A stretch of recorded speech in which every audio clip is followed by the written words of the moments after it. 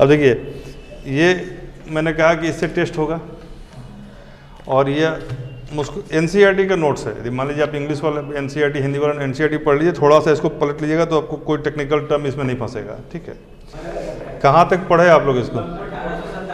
हाँ, लंपट मूर्ख वाला है ना, 57 तक।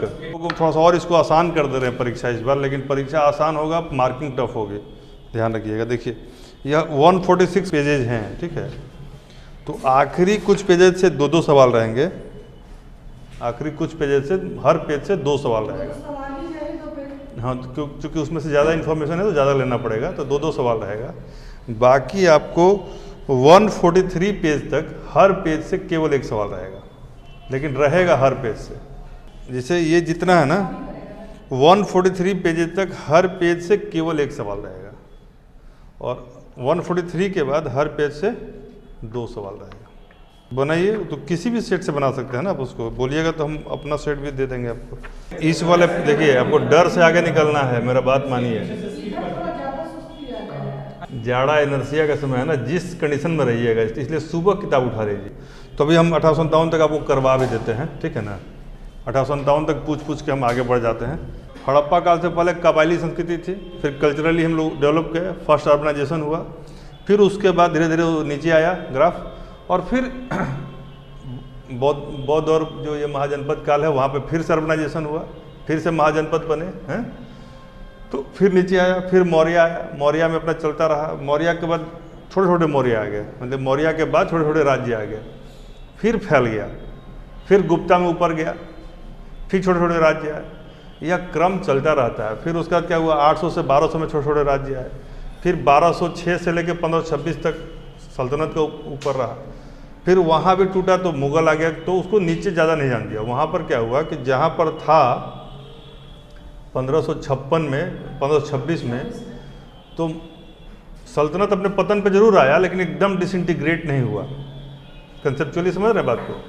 लेकिन वहाँ से फिर जो ऊपर गया वो कहाँ, तो 1526 से बैठिए, 1526 से जो मुगल आया, वो जैसे कि पहले ग्राफ ऐसे चल रहा था, ऐसे गया, कुछ दिन यहाँ पे रहा, फिर ऐसे आ गया। ठीक है, फिर ऊपर गया, फिर कुछ दिन ऊपर में रहा, फिर ऐसे आ गया।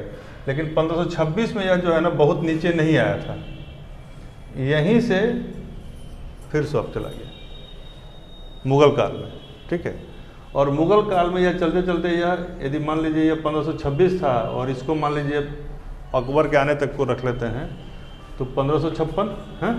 ठीक है, अब यहाँ से जो ये चला तो 1707 तक, ये औरंगजेब का आखिरी काल है। तो यहाँ तक ये लगभग प्रकर्ष पे रहा, यानी थोड़ा बहुत ऐसे ही गया, नीचे नहीं आया। बीच में जहांगीर उंगीर का गड्ढा आया है थोड़ा बहुत, कि वो राजकाज से ज़्यादा दूसरी चीज़ों पर ध्यान देने लगा, लेकिन फिर भी यह मोटा मोटी इस अप स्फीयर में ही रहा, ये नीचे ऐसे नहीं आया। इतिहास बनाना है तो थोड़ा बहुत मर मिटने का एहसास होना चाहिए। चलिए थोड़ा सा कहानी बताते हैं इसका। शाहजहां का बेटा था औरंगजेब। औरंगजेब शाहजहां के सबसे छोटा बेटा था, बड़ा बेटा था। शाहजहां के 4 बेटे थे, 4 बेटे थे ना। पहले का नाम था दारा शिकोह। ठीक है, बहुत ही धर्मालु प्रवृत्ति का व्यक्ति था। ठीक है, और उसका दूसरा बेटा था, क्या नाम था उसका, सुजा। और एक बेटे का नाम था मुराद, जो कि गुजरात साइड देखता था। एक सुजा देखता था बंगाल, और इसको दिया था देवगिरी प्रांत देखने के लिए, छोटे वाले को, सबसे छोटा था। ठीक है, तो जब शाहजहां की तबीयत या बुढ़ापा आ गया, शाहजहां को ये कर लिया गया।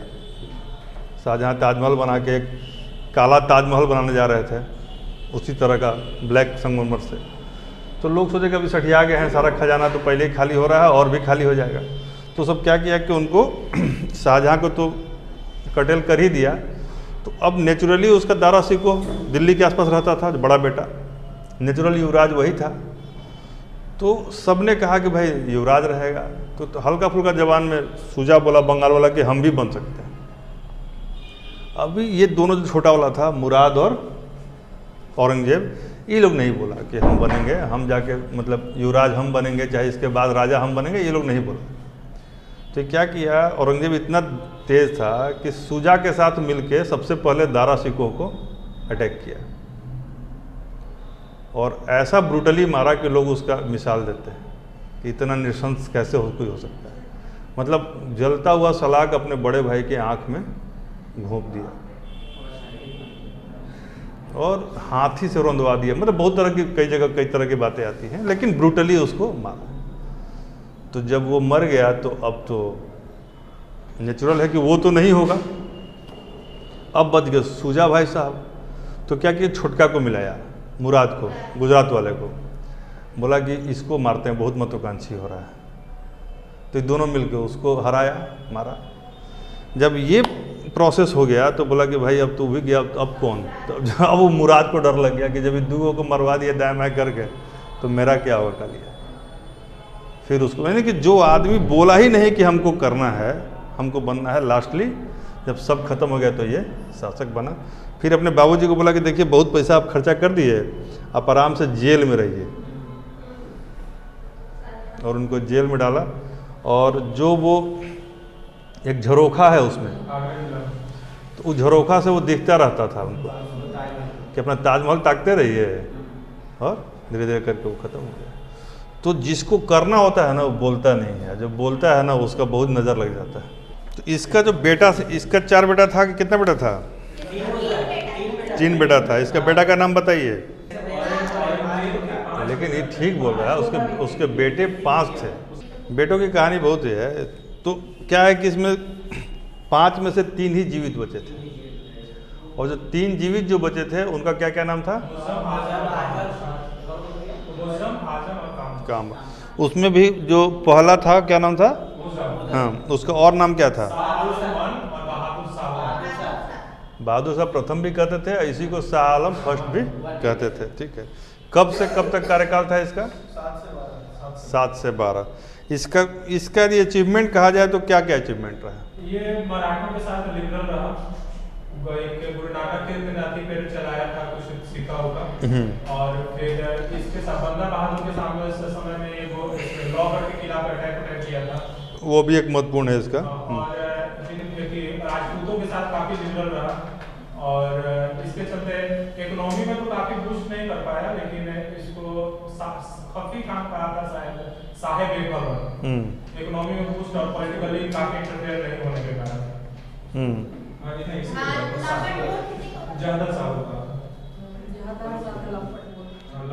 सिडनी ओवेन ने इसके बारे में क्या कहा था? सिडनी ओवेन कहा था इसको ऑप्शन, सिडनी ओवेन ने, ये लास्ट कोई रूलर है जिसके बारे में कुछ अच्छा कहा जा सकता है। हाँ ठीक है। एक और बताइए, मनसब के बारे में इसकी क्या पॉलिसी थी? मतलब मनसबदारी के बारे में, चाहे मतलब टैक्स के बारे में। जजिया भी रसूला नहीं था, जजिया को बंद कर दिया था, मतलब कि एक टर्म के लिए। लास्ट में तो बंद किया था मोहम्मद शाह। और सरदेशमुखी और चौथ के बारे में इसका क्या? हाँ, सरदेशमुखी और चौथ दिया था, लेकिन उसमें मुगल ही उसको कनेक्ट कर सकते थे। दक्कन की सरदेशमुखी दे दी थी, मगर चौथ का अधिकार नहीं दिया था। ठीक है ना। अब ये इसके समय के 2 सिख गुरु कौन कौन थे?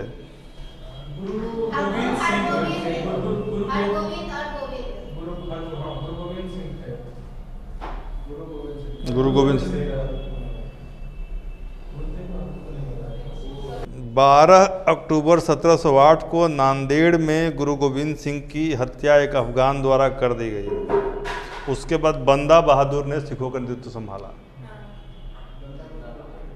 तो ये पहला पन्ना है इस पूरे मैटर का, इतना बड़ा इन्फॉर्मेशन है ये, और उसमें भी ऑफ ऑन हो रहा है। मतलब क्या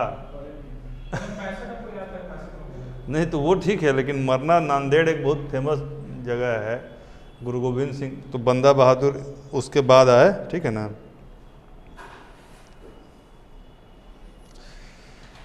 बंदा बहादुर किस जाति के थे? राजपूत थे, डोगरा राजपूत थे। इनका ओरिजिनल नाम क्या था बंदा बहादुर का? लक्ष्मण। लक्ष्मण।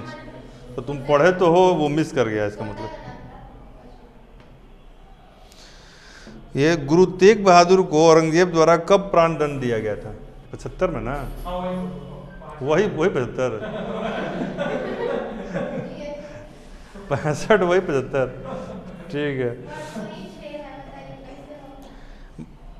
देखिए क्या है ना कि इसमें हर एक एनसीईआरटी इतना काम का किताब है, हर एक लाइन में सवाल है और इतना लाजवाब किताब है कुछ कहना नहीं। मतलब पुराना वाला नया वाला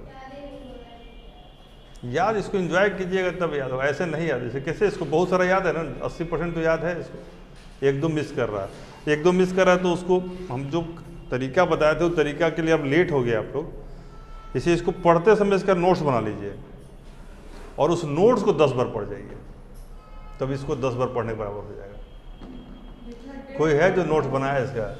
तो इम्पोर्टेंट को फिर दोबारा पढ़ लेना है। बहादुर शाह की मृत्यु कब हुई थी बताओ तो, रंगे हो तो? तुम्हारा रंगा हुआ भी है, हम देख लिए। सेकंड पेज में छठा लाइन क्या है? हाँ वही वही से ऊपर से जो छठा पॉइंटर है, सातवां, ये खुद ही रंगा हुआ है, नहीं डार्क में लिखा हुआ है। खफी खान ने जहानदार शाह के बारे में क्या कहा है? लंपट मुख नहीं कहा है यहाँ पर। लंपट मूर्ख तो सामान्य लोग कहते थे उसको, कोई विशेष कोई व्यक्ति नहीं कहा लंपट मूर्ख। क्या है कि अब धीरे धीरे इसमें कंसेप्ट यही समझना है कि जो इसका जो अगला पीढ़ी आया वो कमज़ोर आया, वह न तो सत्ता, देखिए किसी भी सत्ता को नियंत्रण करने के लिए जमा और हासिल के फ़र्क को कम करना होता है। जमा क्या होता है? यानी हम एक बार बताए थे जब पहले पढ़ाए थे तो, कि जमा मतलब टोटल टैक्स जो आपका एस्टिमेटेड है उसको जमा बोलते हैं। ठीक है, कि हमको दक्कन से इतना टैक्स मिलेगा, यहाँ से इतना टैक्स मिलेगा, हैं औरंगाबाद से इतना मिलेगा, बंगाल से इतना टैक्स मिलेगा, हर जगह का। तो इस टोटल टैक्स को जोड़ के जमा बोलते हैं। ठीक है, समझा गया? जमा मतलब पूरे राज्य में हर प्रांत का जो टैक्स का जोड़ होगा उसको क्या बोलते हैं? जमा। और अब लोग जाएगा टैक्स वसूल करने, तो जब वसूल करने जाएगा तो बंगाल का रहेगा बुगरिल तुगरिल खां बोलेगा हम नहीं देंगे, उतना नहीं देंगे, कम देंगे, उतना नहीं हो पाएगा, सूखा पड़ गया, तो कम टैक्स आएगा।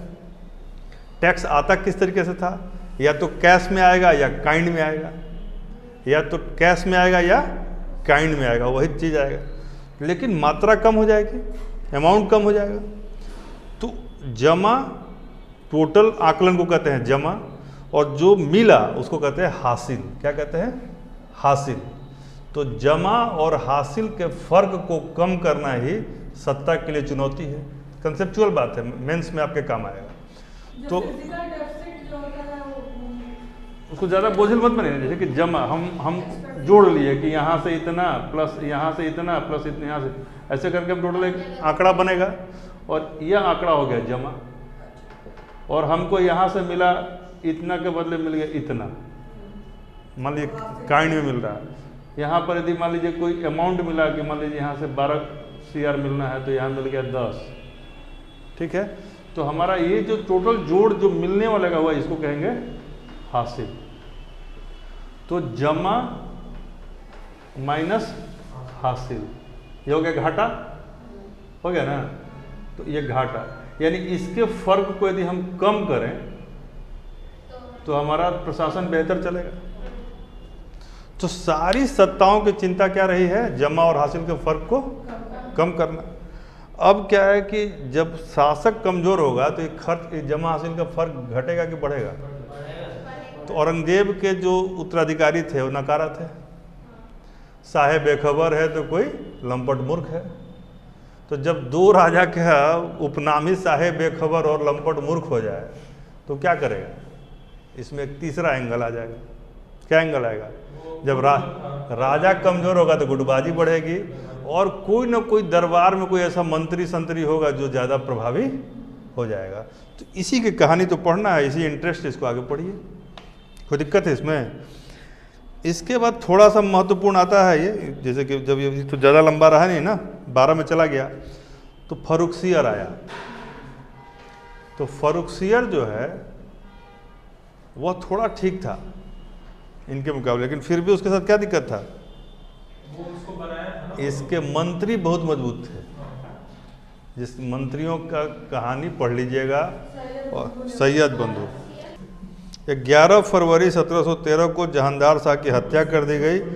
सैयद बंधुओं के सहयोग से यह जो है फर्रुखसियर का राज्याभिषेक किया गया। ठीक है, जैसे कि मुगल में क्या था ना कि बहुत सारे राजपूत के साथ उनका एक अच्छा ही था, तो जो राजपूतों के प्रभाव से जो गुटबंदी हो रही थी उसको कहा जाता था।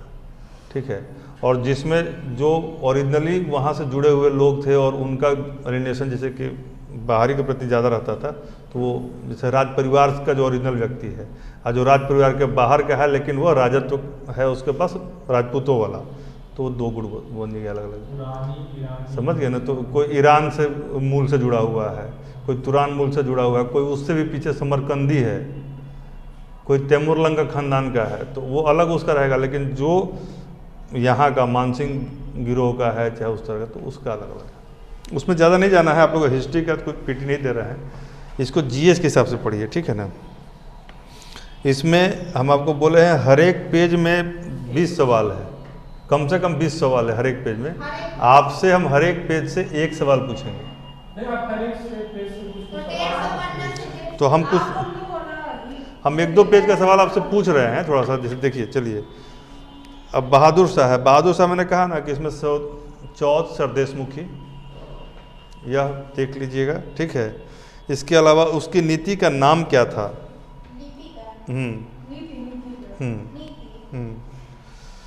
बहादुर शांति और मैत्री, हम समझौते और मेल मिलाप। ठीक है ना, इसके अलावा इसके काल में, मान लीजिए एक सवाल पूछे हैं कि बहादुर शाह के शासन काल में प्रशासन की स्थिति बिगड़ने लगी, इसके क्या क्या कारण थे? सबसे महत्वपूर्ण कारण कौन सा था? नहीं, इसका सबसे बड़ा कारण इसकी वित्तीय स्थिति खराब हो गई। और वित्तीय स्थिति खराब होने का कारण क्या था कि इसने अंधाधुंध जागीरें बांटी, पदोन्नति दी।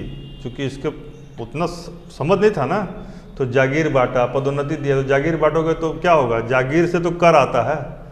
अब मान लीजिए हमने कहा कि मेरे पास यदि 500 एकड़ ज़मीन है या 100 एकड़ आशुतोष को दे दिए, तो हमारा तो अब रेवेन्यू कम हो गया ना, अब 400 एकड़ का ही आएगा।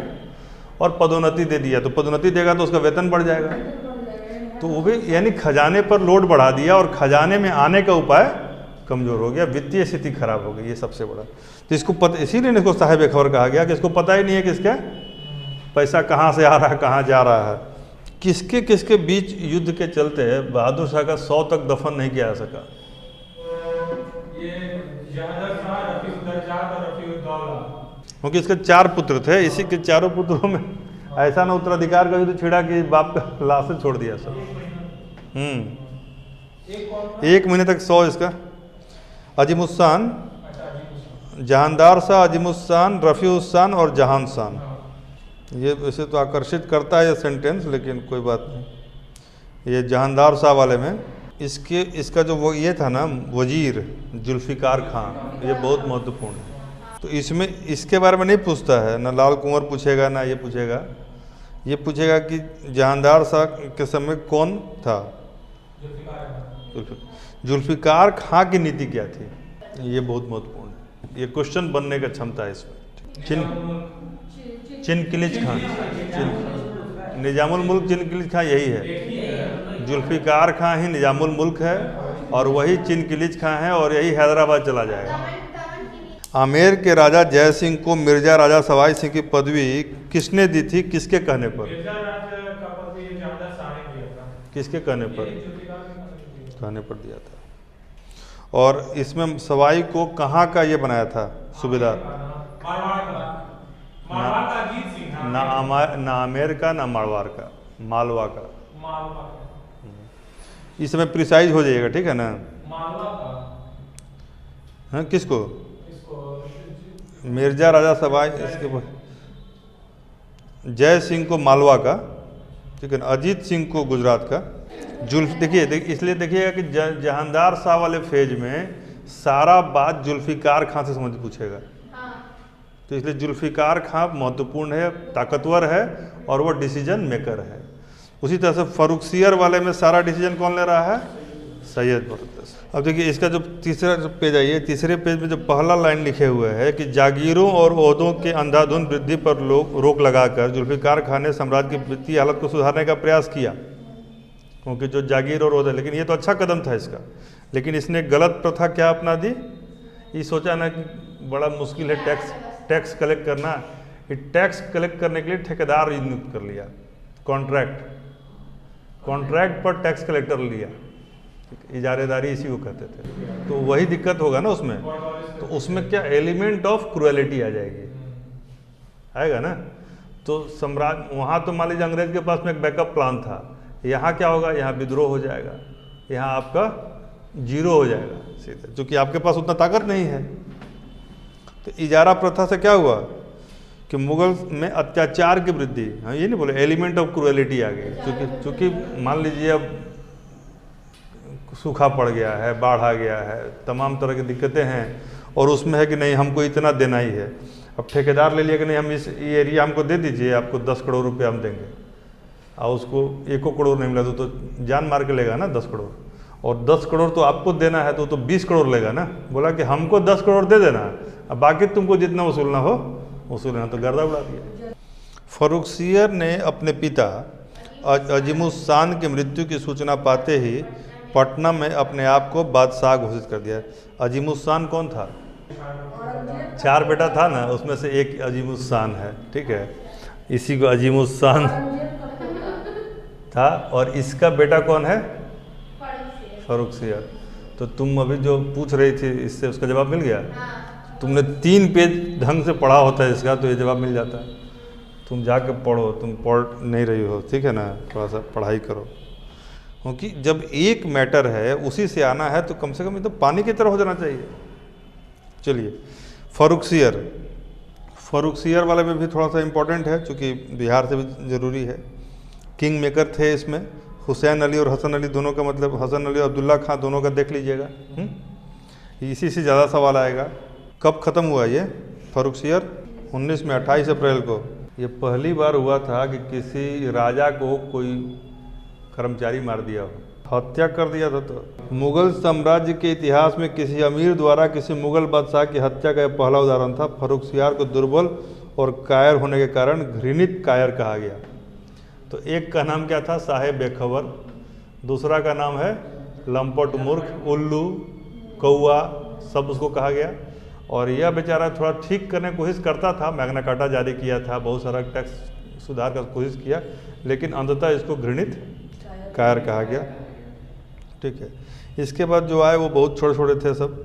अब पूछता है रफ़ीउल रज्जाक में कि किसकी मृत्यु टीबी से होगी? टीबी। तो इससे दो सवाल है इसमें। दूसरा सवाल है कि सबसे कम समय तक शासन करने वाला शासक कौन था? रफ़ीउल रज्जाक। मात्र 4 महीना था इसका शासन, ठीक है ना। अभी तक किंग मेकर कौन है? अभी भी वही है ना। तो किसको बैठाएगा गद्दी पर? 6 जून को बैठा दिया, फिर सितंबर में भी ख़त्म हो जाएगा रफ़ीउल दौला के बाद, ठीक है ना। तो पूछेगा कि शाहजहां द्वितीय की उपाधि किसने ली थी? रफ़ीउल दौला, ठीक है। अब इसके समय एक बरहा नाम का इसका संरक्षक था। इसका पूरा नाम क्या था? बरहा का हिम्मत खां बरहा। मतलब ये इतना कड़ा आदमी था ना कि मतलब आप सभा में बैठ के बातचीत भी नहीं कर सकते एक दूसरे से, इतना ये रखता था ये बरहा, हिम्मत खां बरहा। यानी कि बिना बादशाह को, बिना अनुमति के बिना बादशाह भी जो है ना दूसरे से बात नहीं कर सकता था। इतना पावरफुल था ये कि राजा बैठा हुआ चुपचाप, अब ताकता था इसके तरफ, तो ये ऐसे करता था, तब जाकर उधर बातचीत शुरू होती थी। इसका नाम है हिम्मत खां बरहा, लेकिन हम लोग बरहा करके इसको करते हैं, ठीक है। क्या लिखा ही है? जिसकी अनुमति के बिना बादशाह को दूसरे उमरावों से बात करने की भी अनुमति नहीं थी। और यह जो राजा था रफ़ीउल दौला पूरा चरसी था, अफीम खाता था ये। ये तो बायोलॉजी भी साथ साथ हो जाएगा, ये सब राजा को पढ़ा जाएगा ना। तो एक तो टीबी से मरा है, वो पेचिस से मरा है। तो पेचिस से कौन राजा मरा? और रजात मरा था टीबी से।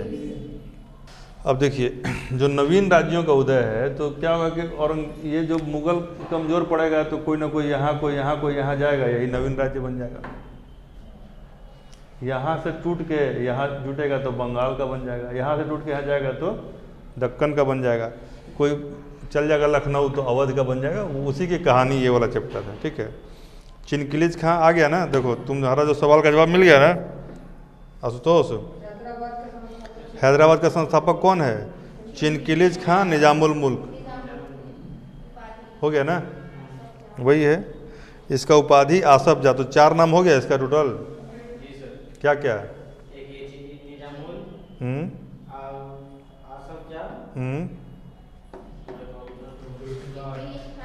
जुल्फिकार खां। ये देखिए, हैदराबाद, अवध, कर्नाटक, भरतपुर और मैसूर, इतना 3 पेज पढ़िए तो फिर पूछेंगे। आप लोग पढ़े नहीं है तो फिर पूछने का मज़ा नहीं है। सबका निकनेम याद कीजिए। सादत खां का निकनेम क्या है? तो बुरहानुल मुल्क। चिनकिलीज खां का निकनेम क्या है? तो निजामुल मुल्क। उसकी उपाधि क्या है? तो आसफ जा। देखिए, मुगल जब थे तो मुगल के पैरेलल आप अपने से कल्पना कीजिए ना, कहाँ कहाँ कौन कौन राजा था।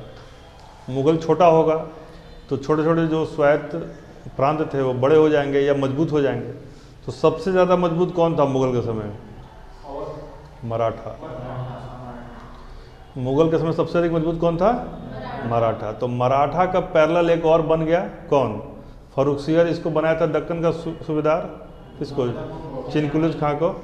तो ये फिर दक्कन का ये धीरे धीरे अपना वहीं पर सेट कर गया। और ये लोग कैसे अपने आप को स्वतंत्र घोषित करता था, ऐसे मान लो चला गया हैदराबाद, तो मुगल के प्रति अपनी वफादारी दिखाने के लिए ये लोग हर साल या हर 6 महीने पे हर नई फसल के बाद कुछ भेजता था। तो इसको टैक्स दिया, उसके अलावा कुछ नजराना देता था।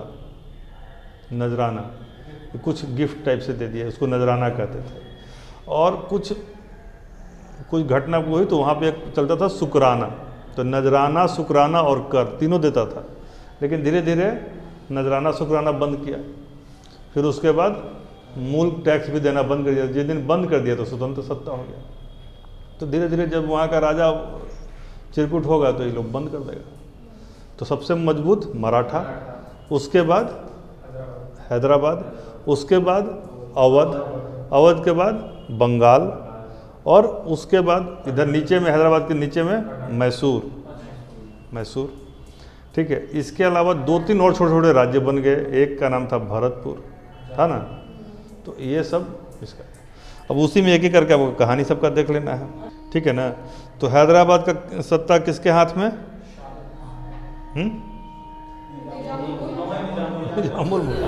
और अवध किसके पास? ठीक है। और अवध में उत्तराधिकार किसको मिला इसके बाद? सफदरजंग। इसी का मकबरा है वहाँ दिल्ली में, सफदरजंग का। बहुत सिंपल आदमी था सफदरजंग, ठीक है। और अवध का अंतिम पूछता है, जैसे बहुत सवाल आता है इसलिए बोले, अवध का अंतिम नवाब कौन था? ठीक है। तो इसी पर न कुशासन का आरोप लगा के डलहौजी ले लिया था 1856 में। वैसे इसके बाद भी था एक, उसका नाम था बिरजिस कादिर। तो उसीलिए ने इसको ये कर दिया, पकड़ लिया, चूँकि तो खोज के सबको अपना किसी न किसी कारण से फंसाया था। मैसूर का तो सबसे पहले कहा जाएगा, मैसूर तो हैदर अली ही, हैदर अली के बाद ये टीपू सुल्तान, और टीपू सुल्तान के बाद अंग्रेज जिसको बैठा दिया वो पिट्ठू, तो वही वोडियार वंश, ठीक है ना। और मैसूर पहले किसका पार्ट था? विजयनगर साम्राज्य के पार्ट था। यही राक्षस तंगड़ी का जो युद्ध हुआ था, तालीकोटा का युद्ध, जिसको बन्नी हट्टी के, उसी युद्ध के बाद ये अलग हो गया था, ठीक है ना। तालीकोटा के निर्णायक युद्ध से जिसे विजयनगर साम्राज्य का अंत कर दिया, उसी के अवशेषों पर हैदर अली के अधीन एक महत्वपूर्ण सत्ता का जन्म हुआ, जिसको मैसूर कहते हैं। तालीकोटा, राक्षसी तंगड़ी और बन्नी हट्टी का युद्ध कब हुआ था? ठीक है ना। वाडियार जो है वह स्वयं को किसका वंशज बताते थे? यादव का वंशज। देखिए, ये थोड़ा सा इसको बस यही आप फैक्ट तो रटना है, कंसेप्ट यही समझना है कि औरंगजेब के बाद जो कमज़ोर सत्ता हुई तो ये लोग अपने अपने गवर्नर पर नियंत्रण नहीं रख पाए, और गवर्नर जिसको बनाया शुरू में कुछ दिन वो टैक्स देता रहा, बाद में टैक्स देने का मात्रा कम कर दिया, बाद में ख़त्म कर दिया, कभी भी नहीं देंगे। तो वो स्वतंत्र सत्ता कहलाई। वैसे स्वतंत्र राज्यों का उदय कहाँ कहाँ हुआ, तो प्राइमरीली बंगाल में, मैसूर में, आपको मराठा दक्कन में, अवध में, और भरतपुर में, और रुहेलखंड ये राजपूतों का कुछ हुआ भरतपुर। तो वो सब दो चार छोटे छोटे रहे हैं, ठीक है। कुल मिला के 7-8 जगह पे सत्ता बनी थी। इसी को जब आप कलाकारिता में पढ़िएगा तो औरंगजेब क्या किया कि सबको मार के भगा दिया, सारा बढ़िया बढ़िया गायक और वादक को भगा दिया। तो जो ग्वालियर गया तो ग्वालियर घराना बन गया, कोई कर्नाटक गया तो कर्नाटक घराना बन गया। उस सब मुगल घराना था पहले।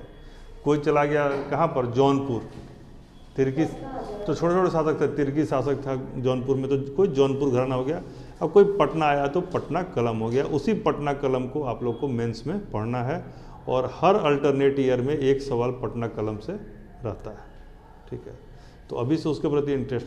तो इसके कंसेप्ट यही है कि छोटे छोटे राज्य बने, उस राज्यों का क्या रहा वो तो सीधा है कि भाई रहेगा तो कुछ टैक्स करेगा, कुछ उसके विरोध करेगा, और अंत में फिर इसका भी कहीं ना कहीं दमन होगा। उसी कहानी को थोड़ा सा देख लेना है, इसको कोई बहुत ज़्यादा कहानी है नहीं। आगे पढ़िए। अब देखिए ये जब पढ़िएगा पंजाब को एकदम अलग से अच्छे से पढ़िएगा, ठीक है। पंजाब एक मजबूत राज्य था, अंग्रेज़ों से अच्छा टसल में रहा, और अंग्रेज़ों ने इनके साथ संधि की तो कहा कि सतलज के इधर हमारा, सतलज के उधर तुम्हारा। फिर उसी का कई बार वो खंडन भी होता है। और इसमें इनके जो एक सवाल हर बार इनके मिसल से रहता है। 12 मिसल है ना, सारा देख लीजिए। एक सवाल मिसल से आपको आउट है, ऐसा कुछ नहीं है। अब शुगर चकिया बहुत पूछ लिया, रामगढ़िया पूछ देगा, आलू वालिया, नक्कई पूछ देगा, बहुत पूछ देगा, दीप सिंह का पूछ देगा। आजकल निहंग इतना ज़्यादा फेमस है, निहंग सरदार। तो निहंग सरदार जो है, निहंग मिसल था दीप सिंह का। फुलकिया भी इम्पोर्टेंट है, क्या दिक्कत है। सरदार हरि सिंह का भंगी मिसल, आलूवालिया, ठीक है ना। देखिए आलूवालिया का कोई दिक्कत नहीं, आलूवालिया दोनों में एक ही नाम है। जस्सा सिंह 2 जगह है, इसलिए चिंता मत करो, देगा ही। देखिए जय कन्हैया लाल किसे की याद कीजिए, कन्हैया मिसल जय सिंह, ठीक है। और मतलब सुकर चकिया चरत है, ठीक है ना।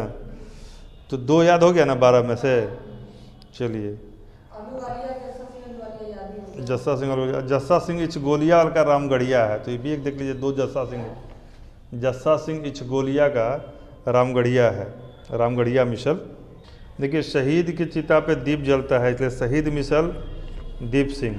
अब जैसे गुलाब जो है डलिया में लाया जाता है, तो डल्ले वालिया गुलाब सिंह, तो एक उसको याद कर लीजिए, ठीक है। कपूर जो है ना पूरा फैल जाता है, तो फैजलपुरिया, सिंहपुरिया और कपूरिया एक के है, पहला वाला याद कर लीजिए।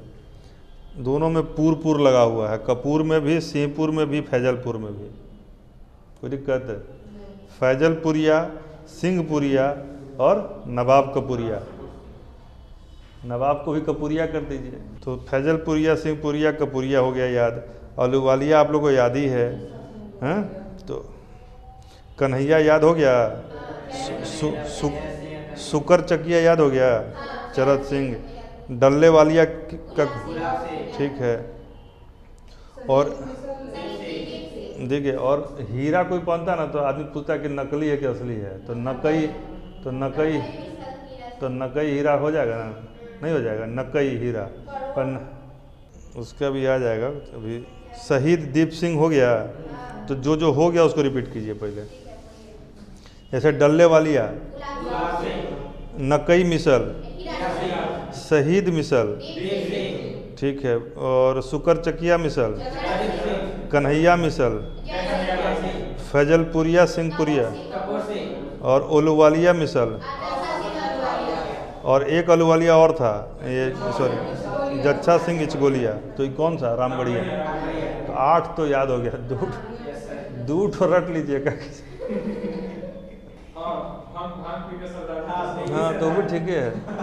लेकिन हरि से उसको जोड़िएगा। हरि सिंह देव। विष्णु भगवान पे नहीं चढ़ता। हरा हरा भांग होता है, भांग हरा ही होता है। भांग का पेड़ देखे है ना? तो हरभंगी, हरभंगी रे। फुलकिया के तो फूल सिंह हैं ही, वो तो याद ही है। फुलकिया के फूल सिंह, मोहर निशान एक ही है, तो भी हो गया।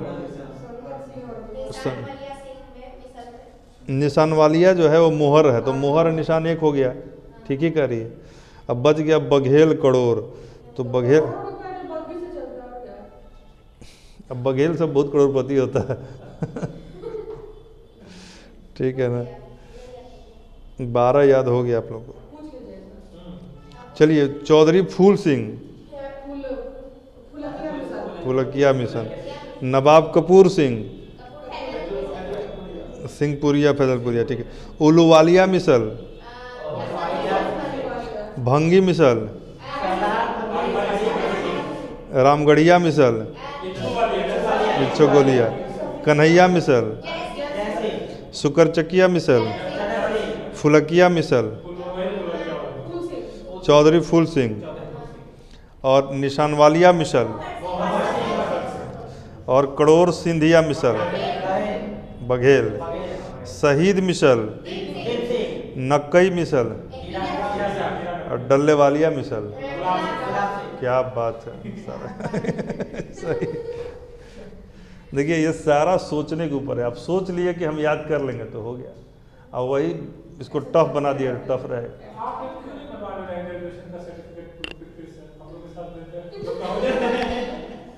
हम ऐसे भी आप लोग के साथ हैं, कोई दिक्कत नहीं। अरे हमको जब देने का समय था तब तुम दिए नहीं, तो अब क्या देंगे। तुम लोग सबका हो जाएगा, इसमें कोई दो राय नहीं है, क्योंकि तुम लोग करवाना मेरा मिशन है, ऐसा नहीं है। ये जब तक पूरा भर नहीं जाए हर जगह। अच्छा, ये बताइए कंसेप्चुअल सवाल, एक मिनट, किसी भी सत्ता में कोई भी राजा है, तो उसके, मान लीजिए आप राजा हैं, तो आपके सामने प्रशासन है। मान लीजिए पंजाब के आप राजा हैं, तो किन किन चीज़ों का प्रशासन करना है, क्या करना है, राजा के पास क्या क्या टारगेट होता है, राजा का काम क्या क्या होता है।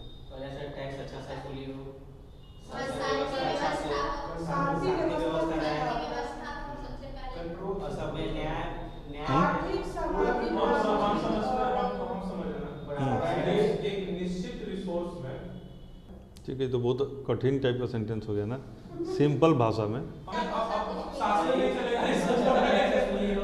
ऐसे राजा को क्या करना होगा। राजा तो मान लीजिए आप बनते हैं किससे, विरासत में। विरासत में मिला राजतंत्र आपको, राजा मिले।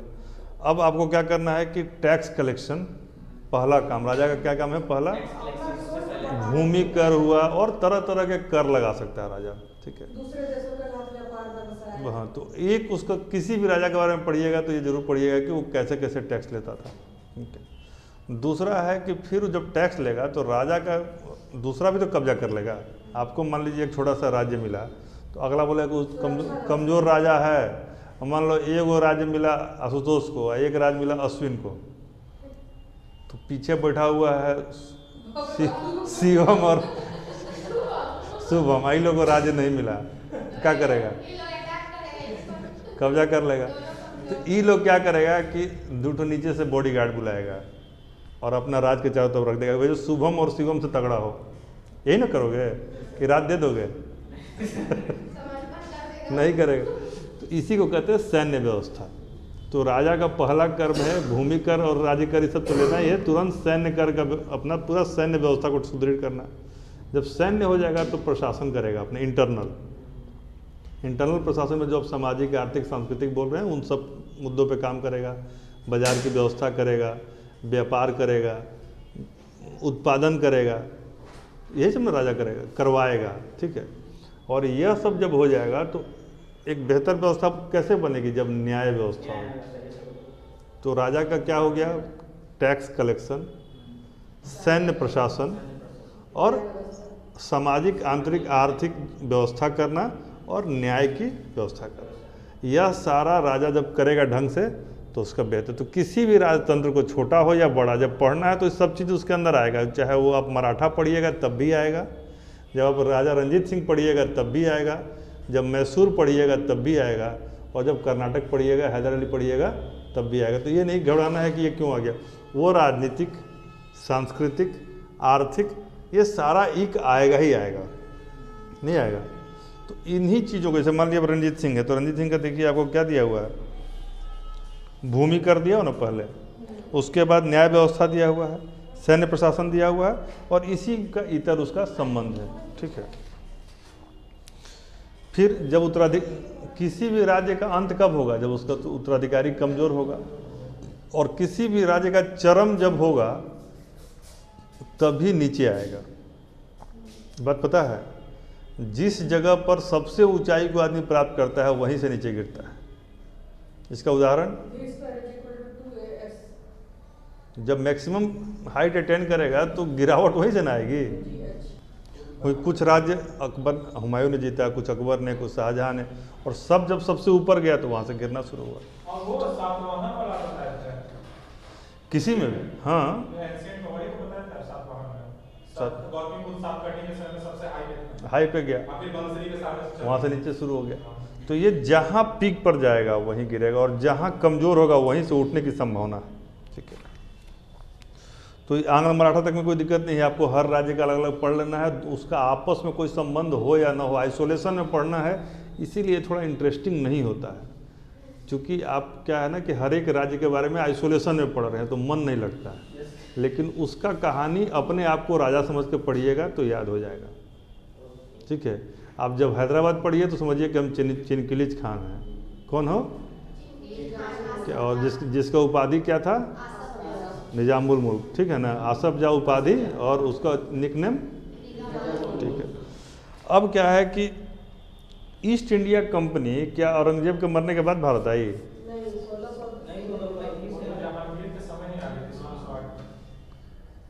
किसके समय? वो तो और अकबर के समय आ गए थे। अकबर के दरबार में कोई अंग्रेज नहीं आया था, तो फिर जहांगीर क्यों बोले? तो कंपनी तो बन ही गया था ना। फैक्ट्री, देखिए फैक्ट्री और कंपनी में फ़र्क है। आपके दिमाग में फैक्ट्री चल रहा है, कंपनी तो कंस्टिट्यूट हो गया था 1600 में, 1600। अकबर के दरबार में कौन सा अंग्रेज आया था? तो कब आया था? 26 एकदम 1600 के बाद ही आएगा ना, वो 1600 से पहले थोड़ा आया था, पहले नहीं आया। तो देखिए तो राल्फ फिंच कब आया था अकबर के पास, डेट टाइम देखिए। ये हॉकिंस कब आया था? और टॉमस रो कब आया था? और हेक्टर जहाज से कौन आया था? नहीं, हेक्टर मुनरो तो अलग है। हॉकिंस आया था हेक्टर जहाज से, हॉकिंस ही आया।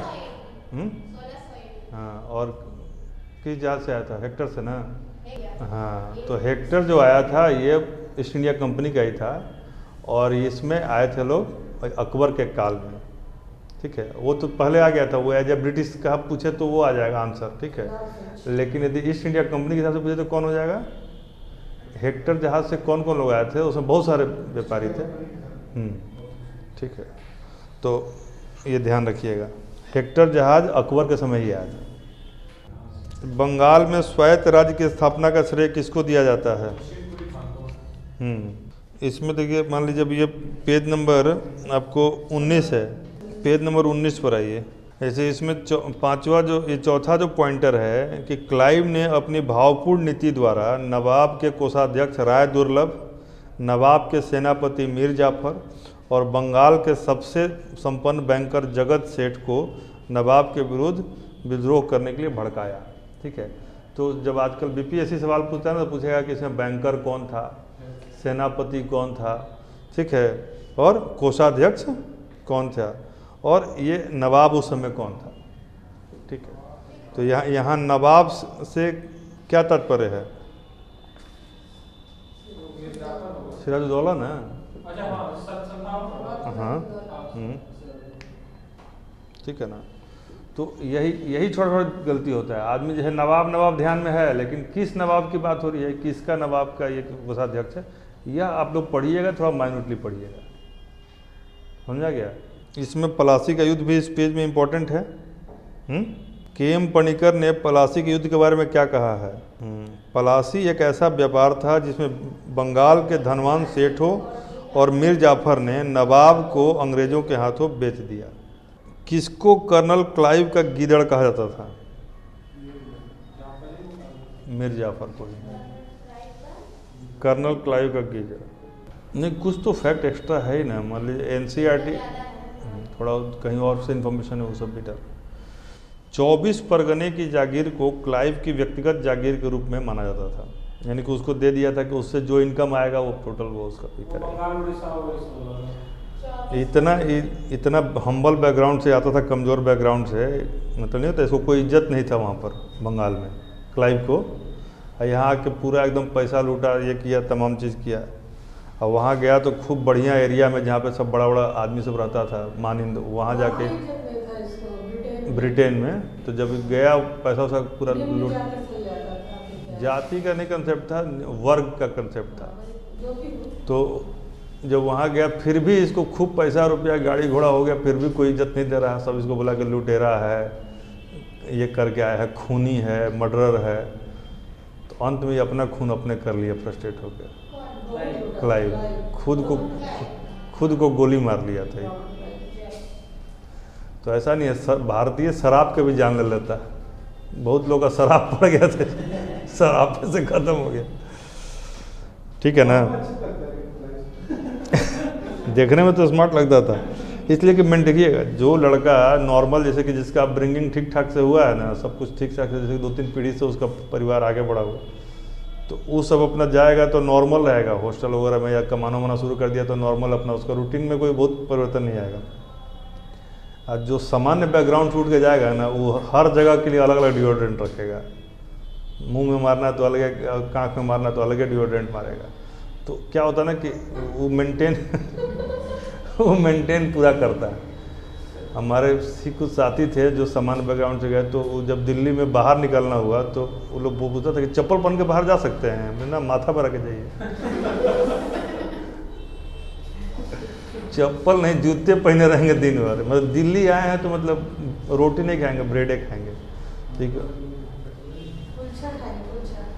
एक लड़का तो इतना ज़्यादा ही था ना कि टी शर्ट खरीद लिया, बहुत सारा टी शर्ट नहीं होता कि जाके, तो 2-3 टी शर्ट खरीद लिया। अब उसको समझ में नहीं आया, टी शर्ट भी मतलब इधर कुर्ता पजामा पहन रहे हैं, चाहे से नॉर्मल, और वहाँ नया नया टी शर्ट देखा कमला नगर में जाके अपना खरीदा। दिल्ली यूनिवर्सिटी के पास में यही अच्छा मार्केट है, सब लड़की वाला टी शर्ट खरीद के चला और पूरा पहन के दिखा रहा है, कैसा लग रहा है? ठीक लग रहा है, अलग। फिर हम बोले कि अलग फीलिंग दे रहा है। तो क्या बोल रहे हैं हम लोग? आप लोग मार्क नहीं किए होंगे कभी, जैसे जो नॉर्मल टी शर्ट लड़कों का होता है, उसके बाँ का स्ट्रक्चर दूसरा होता है, और लड़कियों का जो टी शर्ट होगा उसके बाँ का स्ट्रक्चर दूसरा होगा। मतलब उतना सही फ़र्क है, उतने से समझ में आ जाएगा। लेकिन अब कोई आया हो सामान्य बैकग्राउंड से तो उसको नहीं समझ में आएगा। तो मीर जाफर, मीर कासिम, डच का युद्ध, ये सब तो आप लोग को बहुत बार पढ़ा ही हैं। अच्छा ये बताओ, जैसे ये किताब है, बात कर रहे हैं आप लोग सब, जैसे स्कूल लेके यदि आप पढ़ने बैठे, अभी खाना पीना खा के घर गए, आराम से पढ़ने बैठे, तो आज तक पूरा ख़त्म नहीं हो जाएगा? जैसे इसमें जो सब एक पेज चुनिए जो आप लोग को सबसे टफ लग रहा हो। इसमें कोई ऐसा एक पेज चुनिए जो बहुत टफ लग रहा हो। जैसे मान लीजिए पेज नंबर आप देखिए 27 या 28, दोनों में से कोई एक पेज देखिए। इजी लग रहा है, टफ लग रहा है, हार्ड कुछ भी? हाँ बस, नहीं वो तो टेम्परामेंट तुम्हारा ठीक है। जैसे ये है ना, मान लो ये एक पेज है, तो आप अपने से ढूंढिए, कोई बात नहीं, आपको जो टफ लग रहा, थोड़ा सा जो लग रहा हो। छोटा बच्चा में क्या होता है, हर चीज़ को बहुत क्यूरियस होकर देखता है, और जैसे जैसे क्यूरियोसिटी कम होगा ना, नॉलेज के लिए ये कम हो जाएगा। ऐसे आज हम सुबह जल्दी उठ गए, कुहासा था लेकिन नींद खुल गया 6:30 बजे ही। अब आना है 10 बजे, 10:30 बजे, क्या करें, अखबार हम 3-4 बार पढ़ गए, उसमें कुछ था ही नहीं, फिर भी बार बार पढ़ कुछ दम नहीं था अखबार में। जैसे आप कौन सा बोले सबसे टफ, 147-48, ठीक है, इस 2 पेज को कमांड कर लेते हैं अभी। हम लोग भी कर लेते हैं। नहीं हम आप ही लोग करेंगे, हम क्या करेंगे, ठीक है। चलिए हम लोग 47 पे फोकस करते हैं, किस पर, तो नहीं तो 47 में जो पार्ट है ना वहीं से उठाइए, ये 4 चार्ट है ना, यानी 47 का सेकंड पार्ट और ये 3 दोनों को देखें। नहीं इस पर 3 और इधर 1, हाँ ठीक है ना, हाँ 3 ही चार्ट है। तो 3 चार्ट में 29 इन्फॉर्मेशन वहाँ पर है, 12 इन्फॉर्मेशन यहाँ है और 6 इन्फॉर्मेशन यहाँ है, ठीक है, 29, 12 और 6, ठीक है।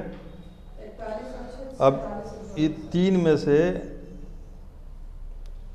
जो पहला जो 17 है इसका रीडिंग नीतू आप दीजिए, जो केवल रीडिंग दीजिए, ये स्वतंत्रता संग्राम से संबंधित पुस्तक है। अभी एक रीडिंग में इसमें 3 कैटेगरी बन जाएगा। एक कैटेगरी ये है जिसको आप लोग पहले से जानते हैं, जैसे बहुत सारे इन्फॉर्मेशन इसमें ऐसा है जो आप लोग पहले से जानते हो, कुछ इन्फॉर्मेशन अभी पढ़ने के चलते आपका रिफ्रेश हो गया, मतलब उसको धुंधला जानते थे, आता तो नहीं मार पाते, ठीक है, लेकिन अभी भी एक रीडिंग के बाद ऐसा इन्फॉर्मेशन बच गया होगा जो आप लोग मतलब जो याद नहीं है, तो वैसा इन्फॉर्मेशन को छोटा टिक लगाइए इसमें, जो बच गया, जो लग रहा है कि नहीं हम रिकॉल नहीं कर पा रहे उसको टिक लगाइए। 29 है ना, इसी मेजर वाले को ख़त्म करते हैं। इसमें कहाँ किस किताब में ज़्यादा दिक्कत हुआ, अब इसमें देखिए इसको याद कर लेते हैं 29 को, ठीक है।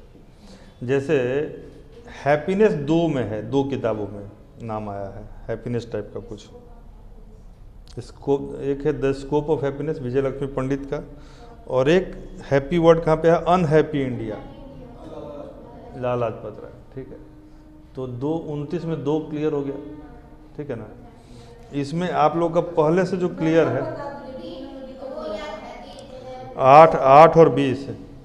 जैसे देखिए कि हम कहानी आपको थोड़ा सा बता रहे हैं, ऐसे कहानी की ऐसी एक सेंटेंस बोल रहे हैं कि महात्मा गांधी बोले कि देखो हिंद स्वराज के लिए हम सत्य के साथ प्रयोग किए थे।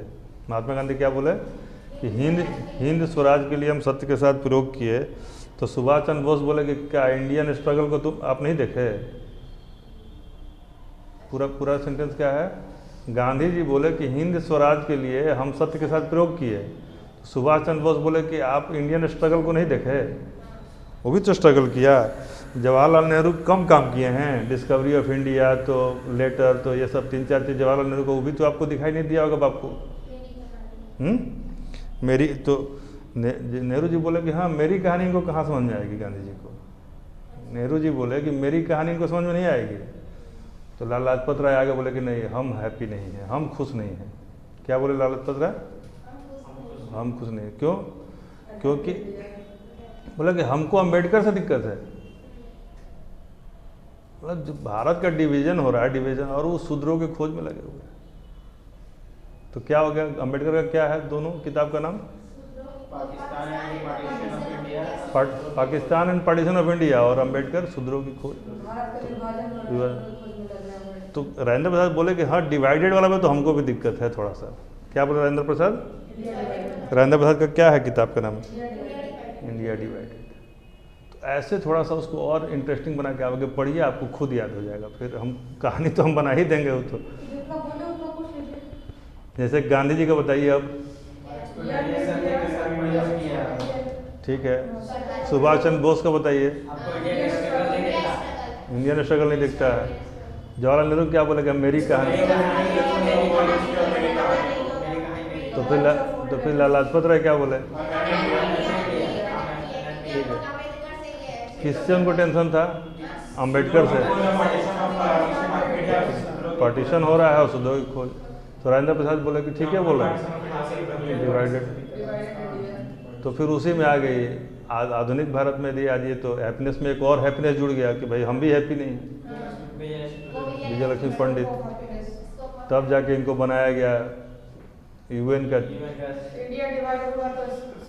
ठीक है ना। तो फिर रजनी पाम दत्त आएंगी, बोलेंगे कि इंडिया टुडे, क्या बोलेंगे, हाँ इंडिया टुडे। उसी तरीके से आप देखिएगा तो आरसी दत्त बोलेंगे। बना रही थी। तो ऐसे करके बहुत मुश्किल नहीं है, थोड़ा सा और 5 मिनट पढ़िए। जैसे आप लोग को जो टफ लगा, तो टफ जो लगा मदर इंडिया, तो मदर इंडिया कैथरीन में।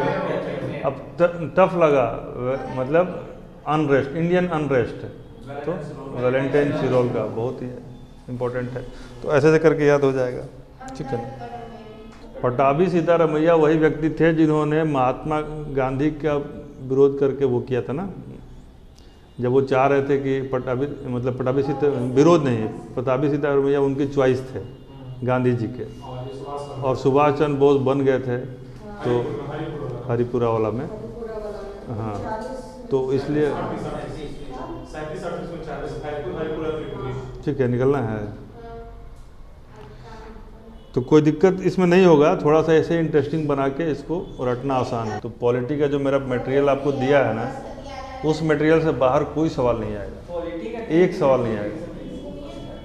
पॉलिटिक क्या है? इसको पढ़ना तो इससे बाहर आएगा। नहीं, इसमें देखिए दूसरा क्या है कि जो बाहर भी आएगा ना, यदि मटेरियल आपने ढंग से याद कर लिया है, समझ लिया है, देखिए समझ के याद किए हैं तो बहुत इन्फॉर्मेशन ऐसा होता है कि आप एलिमिनेशन से आंसर निकाल लेंगे।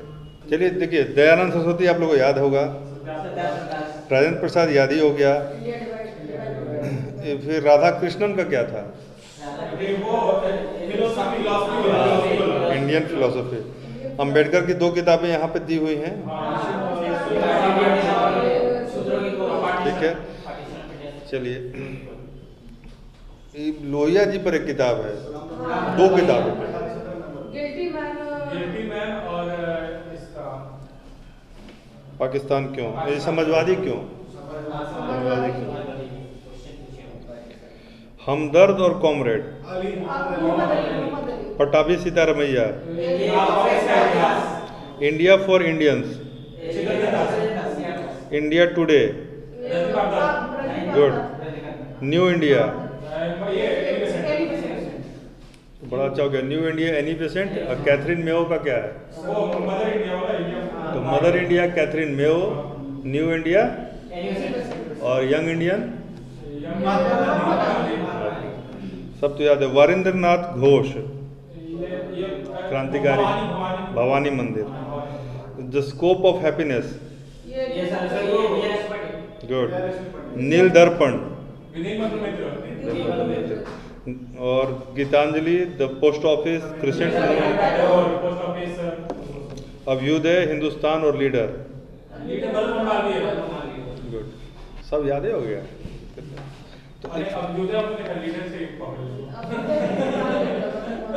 देवी चौधरानी बताओ, ये सब कुछ होगा वही टाइप का, भगवान चंद्र टाइप का नाम होगा। आनंद, जो आनंद मत लिखा वही देवी चौधरानी लिखा है, आनंद मठ, वही देवी चौधरानी भी वही लिखे। वो ऐसे पूछेगा नहीं ना, वो पूछेगा। Broken wings, songs of India, देखिए इनको खूब भारत कोकिला कहते थे इनको, तो उसी से। Foundation of Indian culture, Shri Aurobindo, life divine and foundation of Indian culture, हो गया, सब हो गया। ऐसे इसका जो है ना, हम एक जैसे किताब वाला 29 किताब का जो है ना एक लाइन बना के ग्रुप में भेज देंगे, देख लीजिए, उससे रिकॉल। देखिए इसमें जो पूछेगा आपको, जो उपाधि वाले में, उपाधि में जैसे कि पूछता कि हिटलर ने किसको उपाधि दिया था? सुभाष चंद्र बोस को एडोल्फ हिटलर ने नेताजी कहा था, ठीक है। वैसे ही अर्धनग्न फकीर किसने कहा था? महात्मा गांधी को। और ये तो यूपीएससी में पूछ चुका है कि राजा राम मोहन राय को उपाधि अकबर द्वितीय ने दिया था, ठीक है। सीएफ एंड्रयूज ने सबसे पहले महात्मा गांधी को बापू कहा, महात्मा टैगोर कहे थे। राष्ट्रपिता कौन कहा था? राष्ट्रपिता, तो यही क्लियर कर लेना है, राष्ट्रपिता कहे चंद्र, और महात्मा कहे और बापू कहे क्या था? एंड्रयूज और जवाहरलाल नेहरू। और नंगा फकीर ठीक है। गुरुदेव रविन्द्रनाथ टैगोर को किसने कहा? महात्मा गांधी। ठीक है। और देश नायक ना, देश नायक सुभाष चंद्र बोस को कहा था, रविन्द्रनाथ टैगोर ने कहा था। जिन्ना को कायदे आजम कौन कहा था? राजेंद्र प्रसाद को देश रत्न कौन कहा था? महात्मा गांधी। अब वल्लभ भाई पटेल को सरदार कौन कहा था? ये महात्मा गांधी ही कही थे उनके तरफ से। बारडोली सत्याग्रह। और माउंटबेटन ने महात्मा गांधी को क्या कहा था? One man boundary. तो पूरा ही याद है, इसमें कोई गलती नहीं, एक भी गलती नहीं हुआ। ठीक है। फिनिक्स फॉर्म और टॉलस्टॉय फॉर्म किससे संबंधित है? गांधी जी से संबंधित। और ये कहाँ पर है? ये भी याद हो गया, कुछ बचा ही नहीं। ऐसे ही होगा ना तब, जैसे कि फिर क्या होगा ना कि हमारे लिए चैलेंज उपस्थित होगा कि सवाल देंगे तो 100 में किसी का 98 सही होगा, किसी का 99 सही होगा, यदि ऐसे पढ़ेगा।